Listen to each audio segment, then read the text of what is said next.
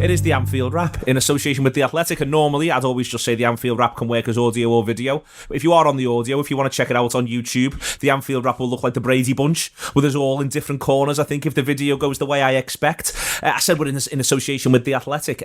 We are indeed. Loads of fantastic writing on there. If you go to theathletic.co.uk/the Anfield Wrap, you'll be able to see all of that writing, and you'll be able to get a reduction via working with us. But right now, we are all in Skype. We're all in different locations. I've got Gareth Roberts, I've got Andy Heaton, I've got John Gibbons.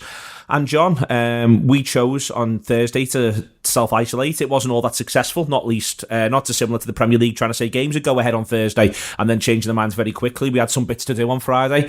But going forward, as much as we can, our plan is to exist in our separate little universes for a period, but then come together and be doing all the shows, all the video on a daily basis.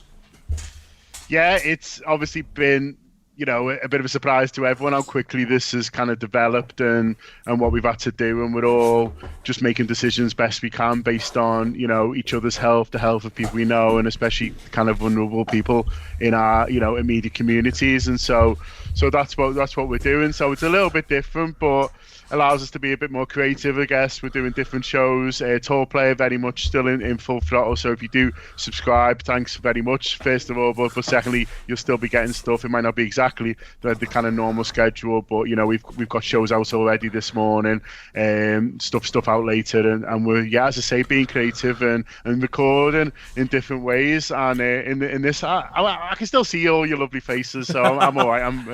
I'm happy enough. Gareth, we've got loads of video that we've been working on for a while. Some of it was with an eye on the summer that we're probably going to pull forward. Loads of interesting little bits and pieces that the video team have been working away on, and there's stuff that's in the can, and then there's also the idea that we can do stuff day to day, and also it might actually free up if people have got a bit of time on their hands to do some interesting interviews. Yeah, we've got a really creative team around the video, all sorts of raring to go with loads and loads of ideas, almost too many ideas. So I think, we're going to do as much of that as we can. Obviously, we're doing it remotely, so that changes the dynamic of things. But we've still got ideas and we've still got stuff we want to do. And as you say, we've got stuff in the can. We've got loads of new shows that people haven't even seen before that we're going to put out over this time period. I know John's already been working on some stuff as well with the podcast, older stuff, basically bringing that back to life. A lot of people have said they want to see that as well, which I think is nice. Like people who subscribed from the very start are saying, why don't you put this one back out again? Because people who are only new to the Anfield Wrap have never listened to that. So there'll be a bit of that going on as well.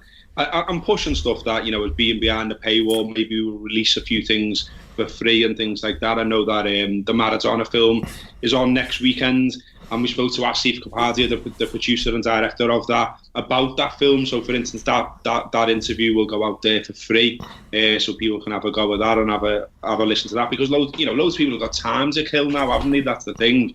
And I think we talked before on Talking Reds as well that it's a time when maybe mental health might suffer and things like that, and people want a distraction. People don't want to be hit by coronavirus at every turn. They want something away from that. So we're going to do our best throughout this period to provide a bit of that. I mean, there isn't the live footy, unfortunately, and it is a shame that it'll probably hit a lot more tonight. I think the fact that we would have been going to a Merseyside derby, and instead we're watching. Well, you said Morecambe and Wise on Talking Reds. Feels like we should come up with something else now. What score would we have beat Everton by, Gareth? 4-0. 4-0. John, what score would we beat Everton by? I think they'd have got one, so 3-1. 3-1. Andy, what score would we beat Everton by? 5-0. 5-0. Excellent stuff. Let Mero clip this to his heart's content. Are we the Pools panel now? We are the Pools panel. We're going to do it game by game. Andy, just on the audio as well, obviously we've had some stuff we've been working on there for a while, been working away, getting stuff lined up, but also, again, it does free up the idea of being able to speak to different people at different times in different ways. We try to always do the Anfield Wrap in person, but actually being able to do stuff remotely and people understanding why means that we can maybe look to speak to some people we wouldn't normally get to. Oh yeah, this is mad. I feel like that fella on BBC News in his back room when the kid walks in, from last year. What's our game today? We trackies or jeans? I mean, that's the big burning question before I get into content. I am jeans, which is going to get criticism from John. Yeah, I'm in trackies all the way. Why wouldn't you? Comfort. I'm feeling well, John, and what I wanted to do was keep wearing what I've been wearing whilst I've been feeling well. So I've not changed my processes. There's something to be said. Yeah, one of my friends said, iron a shirt every morning, you'd be sort of ready to go. I do get that, but I'm in trackies. So, I mean, just on the audio stuff, just to echo what Gareth's saying, we have got space to fill, and there's a couple of ideas that we've all wanted to do. I mean, John will be able to weigh in on this as well, that we just haven't had enough time because we're so busy day to day. And also the current situation as well. I think one thing we've always kind of done is react really well to as situations develop. And, I've got a couple of ideas myself that we're going to be working on in regards to talking around what happens outside of football a little bit, and, how the world will go on. Because this is, let's be honest, it's unprecedented. No one really knows. And it's only just now calming down a little bit. And you know what? Maybe we can take advantage of this and have a little bit of a laugh around content. I mean, I know it's a very serious situation, but the show's got to go on, and yeah. I like to think that we talked about with our stuff in the past, where maybe we like the AFQ and our more popular shows, not overshare again, but just have a little bit of a laugh and try and take people's minds of it and just be there. And I mean, I'm still boiling away with this cooking show. I mean, I'm doing a massive lasagna tonight, boys. If you want to come round, but, could be the moment. There you go, mate. Just be round for hours. 8 o'clock. I'll be there. Well, I say 8 o'clock, John. Me, it'll probably be 11 o'clock at night. But there we go. Loads. And we just see how it all rolls out. Yep, and loads of writing as well. And keep an eye on the social stuff. We're working all the way through. Necessity is the mother of invention. Gareth, the right decision was reached last week. I was absolutely gobsmacked when they said games were still going to go ahead on Thursday. Genuinely, really, really surprised when it was business as usual. The Arteta thing, I think it brings it home for people who live and work in football, and that live and work in football isn't as simple as just the lads who run around on the pitch. But it really brought it home to me that this was this something had to give, something had to change, and the Arteta thing does that. Yeah, I think so. I think we all have a different tipping point, though, because we're all different. As much as we are of the same race, ultimately, we all work differently upstairs. For me, the moment where I was uncomfortable with the situation was, to be honest, when we were playing Atletico at home, and just having read and taken in the situation in Madrid, to then know that there are 3,000 fans travelling from Madrid when they couldn't even go to their own stadiums, and yet they were going to be in ours. And I was thinking about the stewards, the police, the service staff at the ground, and I was thinking that the likelihood of 3,000 people coming from an area massively affected by the virus and bringing it to our city, where, as far as we knew at that stage, wasn't, made no sense to me. And I thought, something's got to give here very, very soon, because it's only sport, it's only football. And I think common sense has prevailed. And as you say, as soon as you see players and managers and like a rash of clubs saying that they had an issue with it, then it was then that you thought they've got to do something here, and common sense has prevailed. I mean, I think what's still mad for me is that you're still seeing other things go on though. So over the weekend, there was still rugby and rugby league and stuff like that. I think there was a Stereophonics concert which everyone was tweeting about, and it was like, well, does someone want to get a grip of this? I mean, I know we're not here to have a political conversation about the handling of the coronavirus, and I'm no health expert, but it makes no sense to me that on the left hand football is off, and on the right hand other sports with crowds continue. I understand why it continues, at least for now, at non-league level. Because the crowd, you're not getting that. You can be 2 meters apart, you can be more apart. You know what I mean? You can take your dog and stand behind one goal. And you might be the only person behind that goal. And apparently there was a 90% rise in non-league crowds over the weekend, which for them is brilliant, because they're going to struggle probably more than anyone else. And I know Andy went to Marine, but. Yeah, it was common sense. It's horrible from the sort of selfish Liverpool fan, I've been waiting to see the league title for 30 years point of view. But from I care about myself and my family, and I don't want the NHS to be overrun and wiped out and people not be able to get the treatment they need, then the right decision was made. The time... Yeah, go on, sorry. No, go on, Ant. No, so I was up at Marine at the weekend, and Gareth was right, it was rammed. I mean, to be honest, it did this weird clash of coincidence, because normally if Liverpool are at home, whatever, at home, you can get in cheap with a season ticket. But there was going to be no game anyway, because the derby was going to be tonight. But what was funny is just everyone's kind of attitude towards it. And I don't want to sound all twee and, Dunkirk's better and all that, but everyone was just dead sound with each other going, "Bit mad this, innit?" I mean, invariably, Marine done what Marine do and went down to a last minute winner. As is their want after playing quite well. But on the non-40, I was talking to a couple of them after the game, and they were expecting that to be the last one at that level as well, which is a shame. Because as Gareth said, it's one thing worrying about Premier League football, and it's not really the big issue at all. You're talking about, we're going to get into a conversation about it. There's clubs in League 1 and League 2, never mind non-league, who for this will finish them off unless there's some kind of scheme put together or some help, because you look at the percentage rights of, and I know it's a bit awkward to talk about football business at the minute, but TV rights cover most of our revenue. Every club in the Premier League is TV money, but the further you go down, the less and less. You're looking at, I know I reference them all the time, it's only because I'm familiar with them. Clubs like Accrington and Stanley, they're in real danger of going under now unless something's done. I know it's a wider political discussion, but they're in real danger of really suffering because they rely so heavily on not just gate receipts but buying stuff in the ground, the pubs, their local economies in the towns. It's absolutely crackers, and as you said, everyone's rushing to get their opinion out when really we just need to take time. I think everyone just needs to step back, take time and come up with something that works for everyone. But it's got to. I think the safety of these clubs at that level has got to be the priority, and not Premier League clubs, to be frank. The time frame that everyone's talking about, John's a holding position if we're all honest about it, and these wider questions, which Gareth and Andy have both referenced, are going to come up. Really, there's vulnerabilities at all levels of the game. Football clubs themselves are more than just footballers. Arsenal closing will affect 200 livelihoods, not just the footballers themselves, but the little village that almost runs around every football club. It is a profound thing. It's going to take a lot of thinking about from a lot of people. The one thing it doesn't need is snap judgments. Yeah, you're completely right, and it's that date is just a holding one, and I think most of us would be surprised if they are back playing football that date. And you see a lot of thinking from a lot of people, and as much as possible, it's got to be kind of joined up, and it's got to be not just one country but across Europe, because that football is a global game, and the Premier League doesn't just stand on its own, or the football league in this country doesn't just stand on its own. So football's coming back. Well, what does that mean for Champions League? What does that mean for Euros? What does that mean for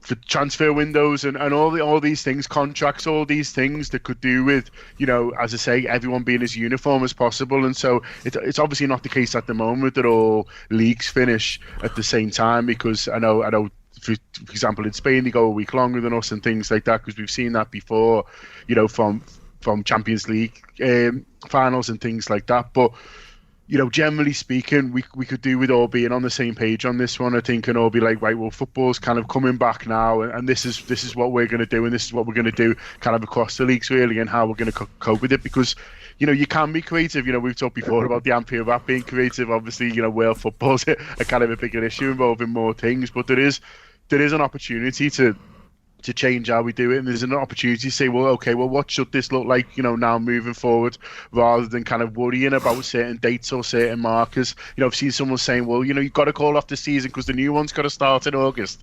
You're like, well, why does it? Do you know what I mean? We can, you can do whatever you want. You can be creative and you do whatever seems fair, do whatever seems right, but also do kind of whatever feels safe for people. And I think that's what I would like of football authorities to be working with each other, and not just, country by country and then saying, everything seems all right here now, so let's go again. I mean, that's been the one thing, Neil, that's kind of really annoyed me, is the opportunism from some quarters without going into specifics. I think John's exactly right. It's got to be, without tending to again, for the greater good and something that works for everyone. I mean, some of the things I've seen over the last couple of days are beggars belief. I know you spoke about it on Sky Sports News. It's absolutely crackers. It is, isn't it, Gareth? I think the opportunism isn't right. I think looking at this, it is easier to disrupt next season than this one. But even putting that to one side, I think there's a fighting chance. No one has to win the FA Cup, if you see what I mean. No one has to win the Champions League. It'd be great if that happened. But, across the board, no one has to win the EFL Cup. No one has to win the Auto Glass. You know what I mean? No one has to win those things. But I do sort of feel as though league seasons at every level of the game, you've got to remember how deep the pyramid goes in this country. At every level, you feel as though the pyramid's got to right itself before you can start a new season. Yeah, it's about the integrity of the competition, isn't it? I mean, look, in the FA Cup and the Champions League, cup competitions in general, apart from, League Cup, it's not done and it's nowhere near done. So no one's looking at it going, okay, we've put 7 months of the 9 months work in, and, we're nearly there. It's, oh, well, we're in the quarter, so we've got a chance. And I think most clubs and most fans and everyone involved in football accepts that, if you just go, look, we're going to have to scrap that. We haven't got time for that. We can't fit that in. Then that's fine. But as you say, the league competitions are totally a different kettle of fish. And, I never even read the piece because it didn't need to. But I might still go back to it because, time on my hands and that. But I seen a headline over the weekend, just on one of the news aggregators, and it was Kenny had done a piece, Kenny Dalglish had done a piece saying, I know what goes into football, basically. And I thought, I know what that's going to say. Do you know what I mean? And it's going to be, the graph that everyone involved in football, in a squad, the manager, the coaches, everything else, the graph that they have to put in over that 9-month period to win a league title, to just go, oh, nah, we'll just leave that, just null and void. We'll just go back. No, you just can't do that. I don't see how you do it.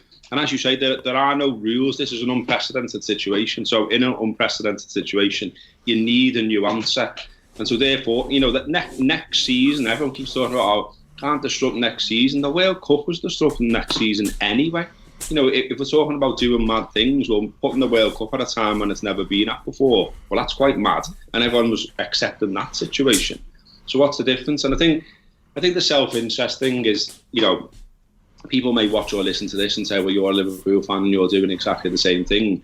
But when you played the amount of the season that we have, and there's only 9 games to go, this was more about common sense for me than self-interest. And I think some of it is, I'm seeing loads of self-interest, keep seeing a Spurs fan all the time on my timeline, and I'm going to block him or something because he's doing me headed. And he just keeps saying all the time, it makes no sense to just to disrupt the following season for the sake of 9 games. Well, it's not for the sake of 9 games, is it, mate? It's for the sake of the title, the sake of the European spots, the sake of who goes up and who goes down. And, I've seen something from a Leeds fan before, and, we can live in our Premier League bubble, can't we? But, he was saying 16 years we've been out the top, 16 years. Yeah. And this is the season we're finally doing it. And then people are going, nah. And I think it's the flippancy as well of some of the opinion that's out there that gets up people's noses. I mean, we obviously had the Karen Brady thing, which is now well referenced. I mean, it seems like that rag of a paper's got something going on, because today we've got Alan Shearer in the same Poison publication saying the same thing, that, oh, well, if we can't do it, it's not possible to give Liverpool the title. Well, yeah, cheers, boys. It's almost like there's an agenda, isn't there? I mean, I hate that word and I hate that thing. But I think right now, you are seeing the self-interest. You are seeing people go, oh, wouldn't it be that funny if Liverpool don't get the title? No, it wouldn't. Has Alan Shearer got 2 L's in his first name? Just ask him. Kind of with 2 R's. I don't know. He should stick to creosote in the vents. It is the sort of the vulnerability, I think, is the thing that concerns me at all levels, and I do think that we act as though Premier League clubs are bulletproof, and we might be about to learn that a fair few of them aren't. A fair few of them might not have the cash reserves that they might well need. There is also, within all of that, there's the start of this contracted season of Premier League football that does need to be finished. That money's being spent. We're gonna see that story. But as Andy says before, you do some lower league stuff for us quite consistently, and there's been a couple of periods really where it's been tales of misery, and we're not far away from there being another load of tales of misery of lower league clubs that just cannot handle this hiatus. No, they can't. It's hand to mouth, and it's all well and good saying, all businesses should have reserves and things like that, and all companies should be bulletproof to cope with things like this. But it's unprecedented, as the boys have said, and it's how can you plan for suddenly no football? All football clubs, all podcasts plan for summers and what kind of happens there, but to suddenly have the situation where there's no football indefinitely, and that's what this is now, regardless of what they say about April, it's an indefinite break, and is is scary, and it's, and as you say, it's money that they've taken. You know, it's season ticket holders, you know, have paid up front for these games, and so have got a right, if you like, to say, well, what's kind of going to happen with them. And so that's another thing to think of about, you know, Gareth's, you know, perfectly right to talk about the integrity of the competition and stuff like that, but it's also, you know, people have taken money for something that is, and so if you're going to say that, oh, we're going to scrap it all and start again, then it's not just the ticket sales, you know, of the day. It's season ticket holders, it's sponsors, it's all those people, you know, who might be sort of, you know, fully within the rights to ask for money back, and the odd season ticket holder might not, but the sponsors will, let me tell you. And so it is, there'll be a lot of worried football clubs up and down the you know, the country, and you know, there's a saying, isn't it, that all of us are only ever 2 or 3 pay packets, you know, away from the streets, and it's a similar situation for, you know, for football clubs, but also the people who work for them. And I'm glad that Gareth highlighted that before, as well, as well, people who work in these places, who are often on temporary contracts or 0 hours, or, you know, or agency staff or whatever, suddenly haven't got work, and you know, it's a worrying time for them as well. It's the players as well. You know, like, you know, Premier League players who are absolutely brilliant and would be courted by teams all over the world, then sound, you know, they're on 4 or 5 year contracts, and, you know, they're okay. But, you know, further down the pyramid, you know, some lads are on pay as you play. Some lads are on week to week contracts. Some lads are on, you know, month to month, or 6 month or 12 month or 1 season or whatever. And loads of them only get paid when they're actually in the team. And there's loads of structures around the pay, which mean that there are loads of people out there right now really, really worried. And it's not just the football clubs or the football teams or the football players. It's everything around it. I mean, you think about when you go to Anfield every week, you know, it's buzzing around the stadium, and we've all got our favourite pubs and stuff like that. But you go to Anfield now, for instance, and you'll see a lot of those pubs with shutters up. They don't open in the week. You know, all their trade is around the football now, and that always makes me sad about, you know, the community of Anfield, if you like.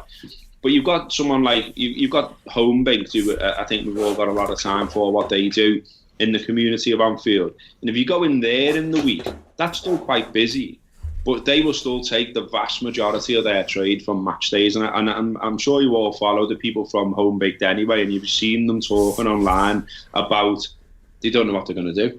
You know, how do they sell all the stuff that they would ordinarily sell around match day now? How do they continue to pay people's wages? Because, of course, your budget and, of course, your forecast, and this is an unforeseen circumstance.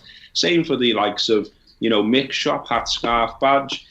Same for the food banks, obviously, and we've seen what Liverpool have done around that, and I think we're going to talk a little bit more about that in a minute. But you just think about any of those businesses, like, you know, and the impact. Like, I've seen people say, oh, forget about businesses. This is about people's health. Well, businesses impact people's health, though. There'll be lots of people right now up nights worrying how they pay the bills, worrying how they pay the rent, worrying how they pay the council tax. And that affects health, that affects mental health. And so we've got to think about all those people and how we can possibly help them if we can as well. Just to cut across both Gareth and Gibbons were saying about Championship League 1, League 2, and maybe the Premier League can engage with this a little bit. There's you talk about games being moved and postponed, and Gareth knows as much as I. There's been winters where there's been 7, 8, 9 games moved, and the calendar adjusted to facilitate. I know it's been a different situation, but those games have been moved around, even as late as we are in the season now, to facilitate for bad weather. So it can be done. Absolutely. Sunday League, you play 6 pointers, don't you? Play them twice in one match. Just toss the coin, John, we'll be laughing. My lads played football yesterday in the junior league. It was his debut. What's that?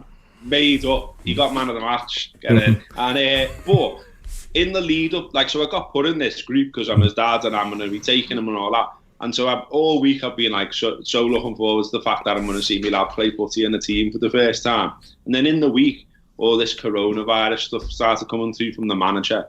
And ultimately, it got to the point where by the end of the week, he was like, well, listen, the league are saying that they're happy with it to go ahead. And he was like, but if you, as the parents of the children who are in my team, do not want us to play, like, you know, I respect that decision. And I'm like, Carter's playing. Come on.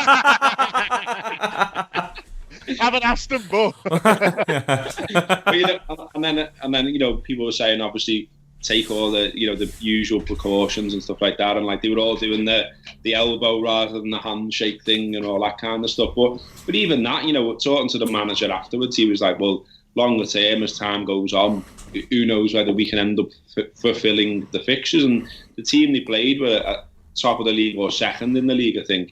And you think about them, even them lads, even at that level, like again, they've been playing since August to reach this point, and they'll be looking forward to going up a league and challenging themselves in another league. And then suddenly you go, bang, no, it's done. Like, you just can't do it. You've got to pick up where you left off, surely. Practical questions across the board. Gareth, you mentioned before about food banks, and it's a situation there where there's 4 more Liverpool home games between now and the end of the campaign, but there's also 5 Everton games. It's worth saying it's not Liverpool's FC food banks, it's North Liverpool food banks, and they do the collection around the games home and away. It is good to see the club take the steps they take, but it's going to be a wider ongoing question about the vulnerable who have already, it's fair to say, had a bad 10 years. Yeah, absolutely. And, it's a time when more than ever, I think we've got to try and think about other people. And look, everyone's got their own struggles, everyone's got their own family, everyone's got their own issues. But I just think, have a little think about the small things. I mean, I thought it was fantastic that the club moved so quickly to do what they're doing, seemingly led by Jordan Henderson and others, to say, OK, well, we're going to put money in the pot that, to make up for the shortfall, because, it's become huge, the food banks. I mean, it's become part of people's routine. They go to the match, they go to the pub, they take something to the food bank, and that's for Liverpool and for Everton. And the fellas who set that up done a fantastic job, Dave Kelly and Ian Byrne. And what's happened now, I think it's become their biggest source of food. That's where it's mainly coming from. And so after that suddenly taken away, then rightly so, people have gone, well, what's going to happen now? The club's acted really quickly. I've seen other people rounding about the peripheral world, the Liverpool FC, if you like, fans and stuff like that, doing their bit as well. Just everyone should try and do that, I think. I mean, you're seeing it more and more, and it's a sad situation, and it's a wider conversation. But even when you go to most shops now, especially around Liverpool anyway, you'll see a trolley there, or you'll see something that says, anything you put in here is going to the local food bank. And I see a lot of people, taking the opportunity that even in poorer areas. I mean, one of the places I mainly go to shop is in Toxteth, and obviously a lot of people in Toxteth haven't got loads of money, but there's still people there. They buy the weekly shop and then they put 2 or 3 items into the food bank. And we've got to try and think. Times like these, as I say, we've got to try and think of the vulnerable in society, because they're even more vulnerable now. John, I think it's there's a lot of charity work that goes on around the game. It isn't just as simple as that. There's a lot of community work, and I think this is where, different communities across the country will have the different things that they focus upon, which may well ebb away under these circumstances, under the ability of people not being able to congregate together en masse. But it is fair to say it's times like this you remember the extent to which so much of Liverpool's economy actually focuses on things around football. Yeah, no, it does. Look, people Liverpool are literally listening to one. Frankly.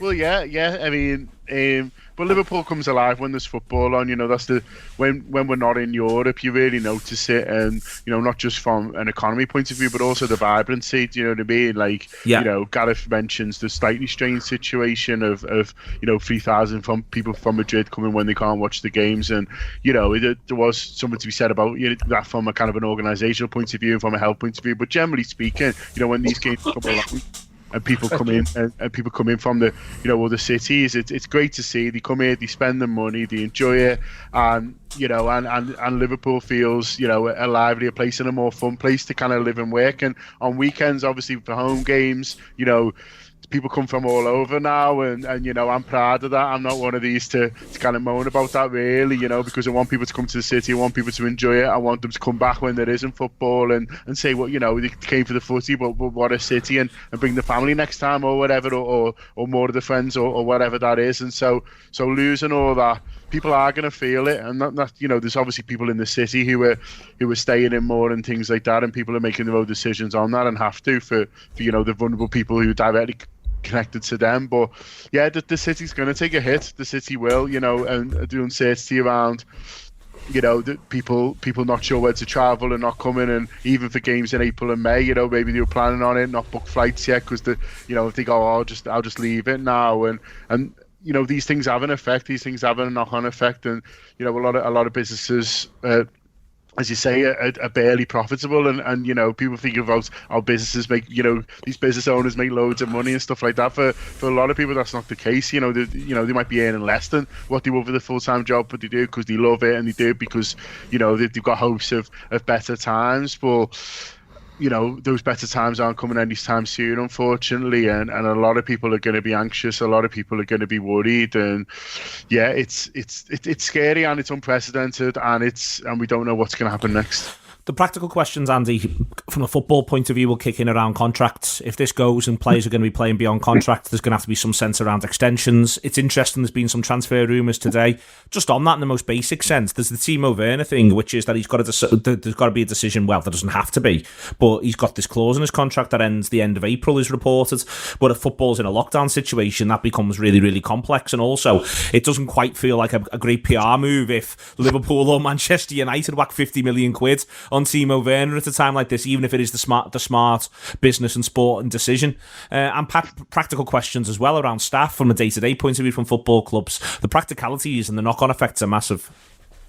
Well, I mean, I think it's you're asking football to do exactly what it doesn't do, and you're asking agents to be sensible. You're asking clubs to be sensible. You're asking them to park self-interest aside. I mean, there is a curious issue that if the season does get extended, what kid to Liverpool lift the league title in, because the contract with New Balance ends on the 1st of June. No, so I'm serious. Yeah.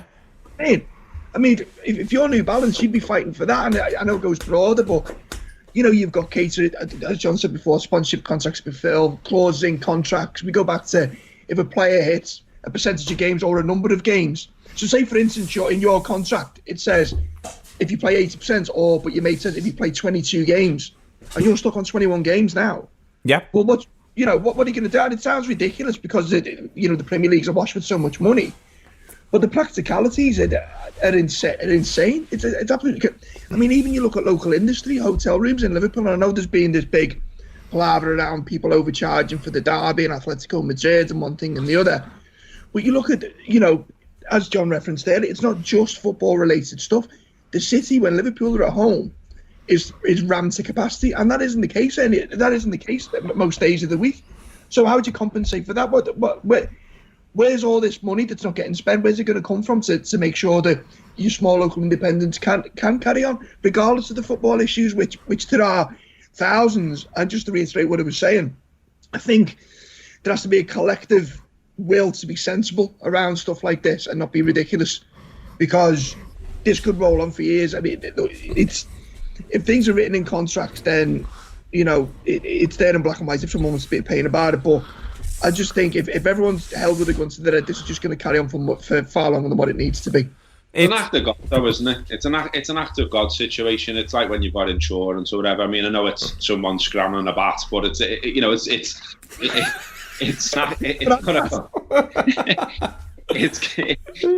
an act of God, isn't it? So there's got to be, I mean, across the board, there's got to be common sense applied. You would have thought. I saw something before, again, just saw the headline, but and didn't feel the need to click because I'm wary of clicking some shit these days. But it was basically that Adam Lallana was going to get a coronavirus extension, which is what you're talking about, Neil. And I thought, well, as soon as I saw it, I thought, well, that makes absolute sense, because we don't know what's going on.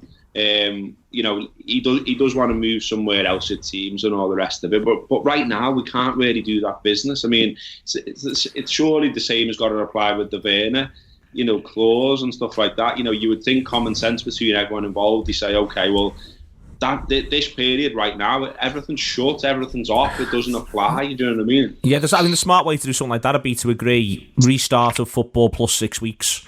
So whatever that, if you're the Werner thing, what does that take you through to? That takes you, where we are, we're mid-March. So you say restart of football plus 6 weeks. For the Lallana, you'd say, what's the distance between now and the 30th of June? And for all these players who are out of contract, restart of football plus that many weeks. And then you get an agreed restart date, and then that extends things in a sensible way for these footballers who want to be... Yeah. But this goes both ways, though, Neil. So if you're a cynic and say you're a club with a player on on 80 grand a week, and you can't wait to get him off. Yeah, of course, yeah.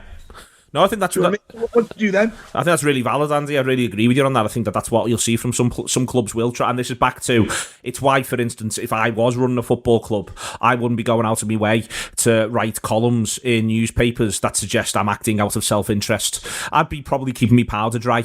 But then, we're not all sensible.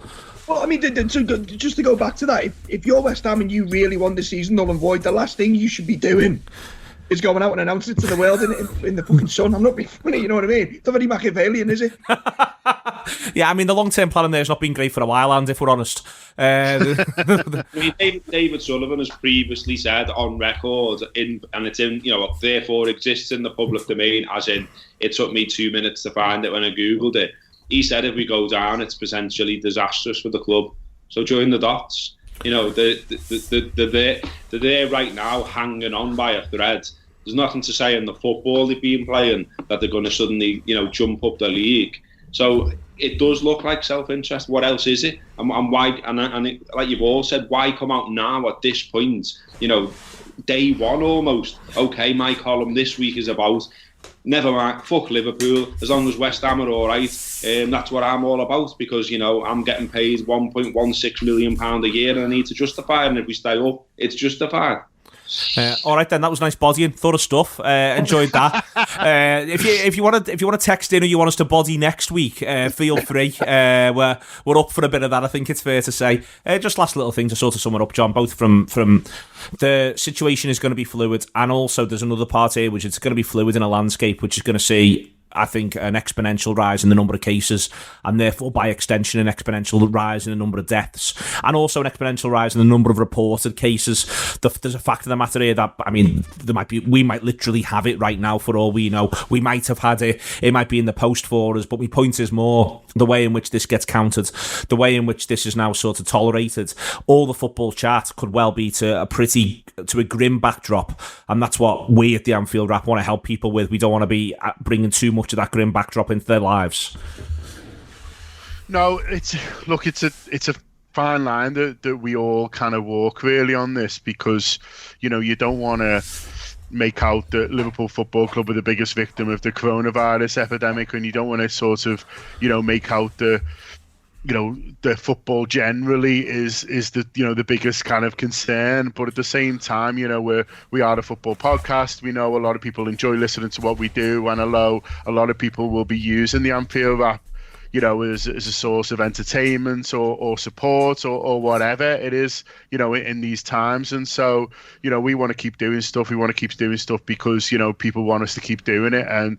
But at the same time, you don't want to be too flippant, but at the same time, you understand that it's an escape for some people, and football in itself is an escape, isn't it? So football podcasts kind of should be to a certain certain amount of time as well. So we'll try our best basically, and that's all we can do. And we'll welcome your feedback if you want more of certain things, if you want less of certain things. I know we're going to be doing a little bit more nostalgia than we normally do, but that'll be good fun as well. And just get in touch, and if you want more of certain things, as I say, that or you think we should be taking a slightly different tone, then we'll hear it, because just like the government, we're making it up as we go along.